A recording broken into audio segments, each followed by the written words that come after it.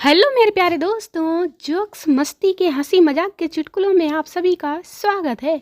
आइए शुरू करते हैं आज की मजेदार चुटकुले। सास ने दामाद को फोन किया और पूछा, तूफान के क्या समाचार हैं? दामाद बोला, खाना बना रही है, बात कराऊं क्या? पत्नी अपने पति से बड़े प्यार से बोली, ए जी सुनिए ना, मैं आपके दिल में रहना चाहती हूँ। पति, हाँ रह ले, मुझे कोई ऐतराज नहीं है, बस इतना याद रखना कि वहाँ दूसरी औरतों से लड़ियो मत।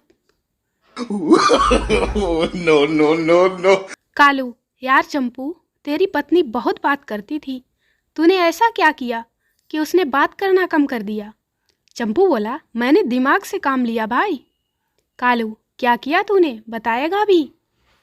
चंपू, मैंने उसे गुटखा खाना सिखा दिया। इंदौर में एक मिठाई की दुकान के बाहर लिखी हुई कुछ महत्वपूर्ण, मधुर और प्यारी पंक्तियां। यहाँ आपकी पड़ोसन जैसी मीठी मिठाइयाँ और आपकी पत्नी से भी तीखी नमकीन मिलती है। एक आदमी की मौत हो गई और उसे अपने कर्मों के कारण नर्क की प्राप्ति हुई। उसने वहां जाकर देखा कि हर देश के लिए अलग अलग नर्क है। वह अमेरिकन नर्क में गया और पूछा कि यहाँ आत्माओं को किस तरह पीड़ा दी जाती है। उसे बताया गया, पहले तो वे आपको बिजली की कुर्सी पर 1 घंटा बैठाकर करंट लगाते हैं, फिर आपको तीखे कीलों वाले बिस्तर पर नंगे बदन घंटे भर सुलाते हैं, फिर अमेरिका का राक्षस आता है जो दिन भर आपको चाबुक से कोड़े लगाता है। उस आदमी को यह सारा सिलसिला पसंद नहीं आया और वह आगे बढ़ गया। उसने आगे जाकर जर्मनी, जापानी, ऑस्ट्रेलियाई इत्यादि तमाम देशों के नर्क देख डाले। सभी में जैसी सज़ा अमेरिकन नर्क में दी जाती थी, लगभग उसी किस्म की सज़ा नर्क में आने वाली सभी आत्माओं को दी जाती थी। हाँ, धरती पर किए पापों की गंभीरता के आधार पर समय में कुछ कमी बेसी जरूर हो जाती थी। घूमते घूमते वह आखिर भारत के नर्क में पहुंचा। वहां उसने देखा कि नर्क में प्रवेश के लिए आत्माओं की हजारों मील लंबी लाइन लगी है। आश्चर्यचकित होता हुआ उसने पूछा कि यहाँ किस किस्म की सजा आत्माओं को दी जाती है जिसके कारण इतनी लंबी लाइन लगी है। उसे बताया गया कि पहले तो वे आपको बिजली की कुर्सी पर 1 घंटा बैठाकर करंट लगाते हैं, फिर आपको तीखे कीलों वाले बिस्तर पर नंगे बदन घंटे भर सुलाते हैं, फिर भारतीय राक्षस आता है जो दिन भर आपको चाबुक के कोड़े लगाता है। उसे और ज़्यादा आश्चर्य हुआ। उसने फिर पूछा, पर ऐसी ही सज़ा तो अमेरिकन और तमाम अन्य देशों के नरकों में भी दी जाती है। वहाँ तो अंदर जाने वालों की ऐसी भीड़ नहीं दिखी।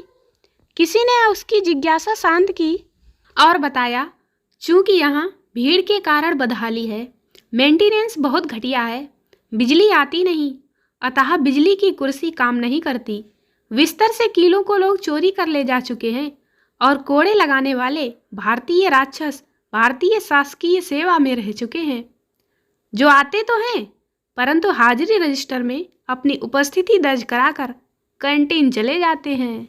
No no no no. लड़की, तुम मेरे लिए कुछ भी नहीं कर सकते जानू। लड़का, अरे डार्लिंग, मैं तो तेरे लिए भगवान से भी लड़ लेता, पर क्या करूं, सोचता हूं एग्जाम का टाइम है तो पंगा नहीं लेने का।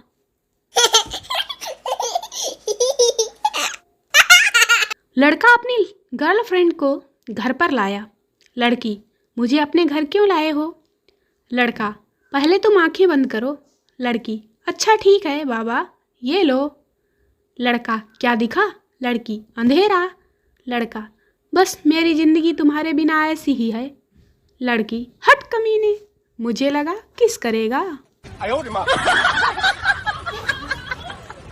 लड़की खुशी से उछलते हुए घर में आई। लड़की, एक खुशी की बात है माँ। क्या? लड़की, आज एक लड़के ने मुझे किस किया। माँ, क्या? अभी से ऐसी हरकतें करती है? लड़की, सॉरी मम्मा। माँ, ठीक है, आगे से ध्यान रखना। लड़की, माँ, मैं आगे से ध्यान रखती हूँ, पर वो पीछे से आगे किस करता है। माँ बेहोश। No, no, no, no. Pinky रोते हुए घर आई। माँ, क्या हुआ, क्यों रो रही है। पिंकी, पप्पू ने मुझे किस किया। माँ गुस्से में, क्यों, उसकी इतनी हिम्मत। पिंकी, हाँ, मैंने तो बस उससे ये पूछा था कि तेरे मम्मी पापा क्या करते हैं। No, no, no, no. लड़की टॉयलेट करने गई। अचानक एक लड़का वहाँ आया। लड़का, सुनिए, आपसे एक बात कहनी है। लड़की, क्या, जल्दी बोलो। लड़का, मैं आपको किस करना चाहता हूँ, किसी से कुछ कहोगी तो नहीं। लड़की, अगर नहीं किया तो जरूर कहूँगी। टीचर, सबसे ज़्यादा नशा किस में होता है। स्टूडेंट, यस मैडम, ये आपने बिल्कुल सही कहा, सबसे ज़्यादा नशा किस में ही होता है। No, no, no, no. Sweet किस चाहिए, सिर पर। लवली किस चाहिए, गालों पर। मोस्ट रोमांटिक किस, होठों पर। और हॉट किस चाहिए, बाइक के साइलेंसर पर। ट्राई जरूर करें, क्योंकि डर के आगे जीत है। परीक्षा में कठिन पेपर आने पर ही मालूम पड़ता था कि एग्जाम हॉल की छत में कितने जाले हैं, कितनी जगह दरारें पड़ी हैं और कितनी जगह प्लास्टर उखड़ गया है।